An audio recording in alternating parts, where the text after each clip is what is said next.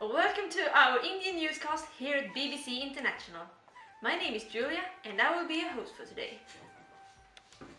This weekend, Lohri is being recognized in India, a celebration that we are about to take a closer look at. Lohri does yearly represent fertility as well as life spirit, and it is a day when women and children are being appreciated.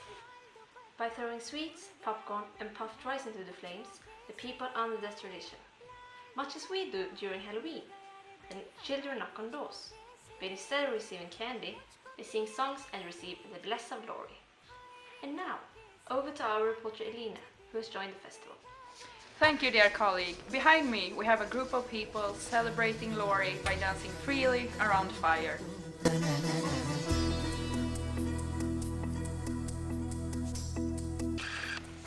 During the last couple of days, I have been in touch with two Indian sisters. Knowing that they would love to share their experiences, we're now gonna have an interview. Hello, nice to see you again. Would you like to introduce yourselves? Of course, my name is Rashida and I am 19 years old and I'm a professional dancer. Currently, I am a part of Bollywood music movie production. Hello, my name is Tamalika and I am Rashida's sister. I am 18 years old and I still go to school where I study trading. How do you celebrate Lohri in your family? Much as the rest of India, our family sees the dancing as an essential part of the tradition. However, we do not only dance during Lohri. It's a part of our culture and it's a piece of every single celebration. I believe that your country is not that free-spirited. That's partly true, actually. Dancing is a part of a few traditions, such as midsummer, although it's rather forced as opposed to being done by own choice. But now, tell me about the musical you're attending. Well, it's a tribute to our country. A lot of movies are being recorded every year here in India. I suppose you're familiar with Bollywood? Are you aware of the fact that it is the biggest in the filming industry? Tamalika, wait for your turn! Okay. Is that where your musical is being produced? Yes, it is. We work with extremely complicated choreography.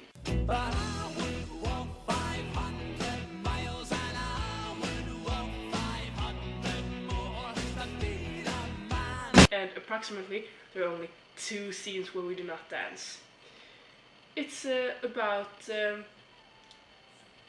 Indian woman falling in love with a South African man. Would such a marriage be accepted in your culture?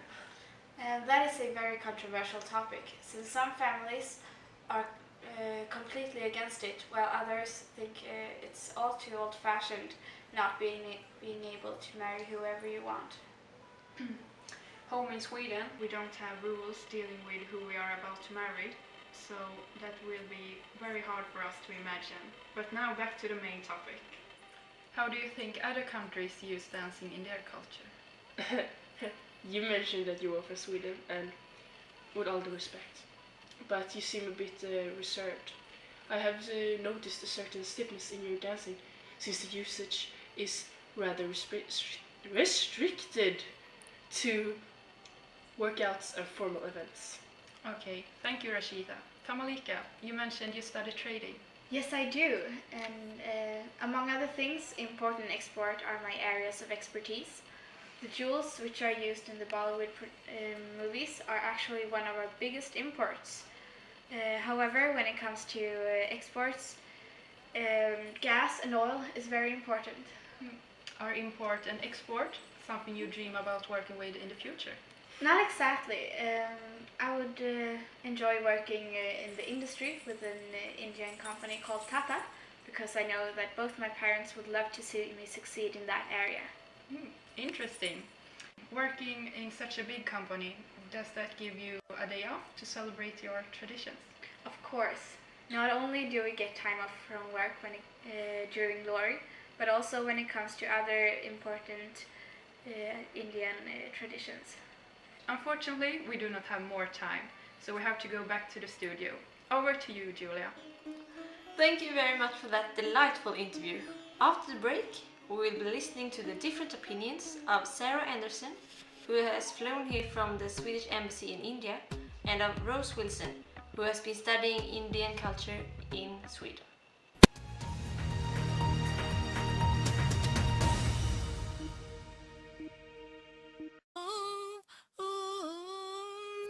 Say what you want, what you need, you can make it. Say that your heart will go on without breaking. All that you do, that you feel, you can make it. Say that your heart will go on without breaking. You open your eyes.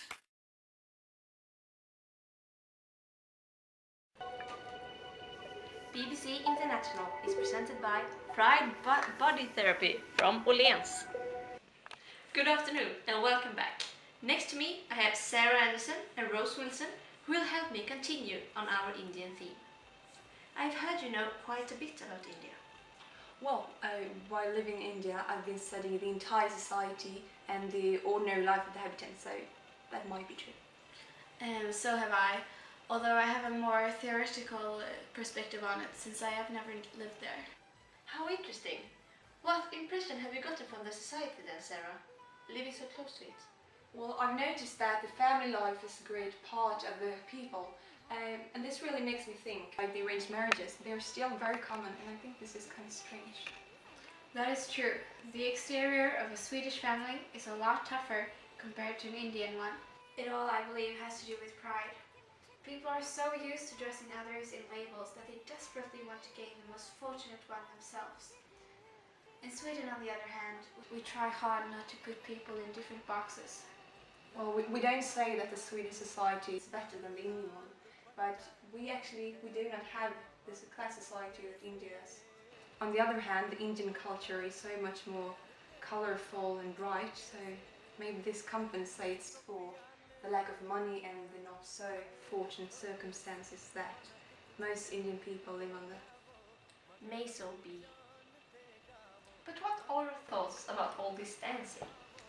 Well, I'm actually very fascinated about the dancing. I love how people lose themselves in the dancing, and I adore that the people celebrated their traditions together in such a free-spirited way.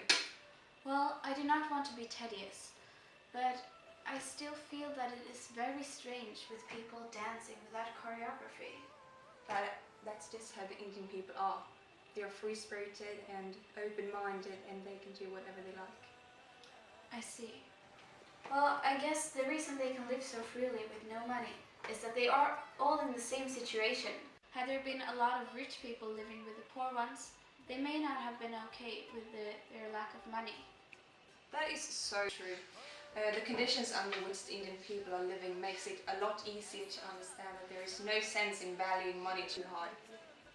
So what you're saying is that the lack of money brings families and people together? Indeed I do. Just take a look at the Laura celebrations. Even though the people are poor, they all come together to celebrate. Well, thank you. It was a pleasure having both of you here. Thank you for listening.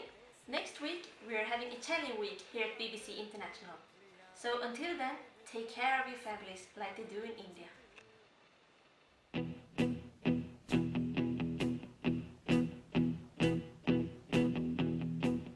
When I wake up, well, I know I'm gonna be the man who wakes up next to you. When I go out, yeah, I know I'm gonna be the man who goes along with you. If I get drunk, well, I know I'm gonna be the man who gets drunk next to you. And if I heaver, yeah, I know I'm gonna be the man who's heavering to you. Tar den, eller har jag börjat? Ja, det har jag. Next week we will return with Indian Week. No.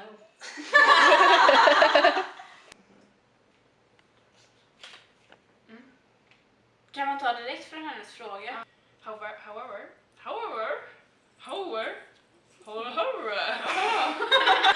Jag får se på det här. I still go to school where I study trading.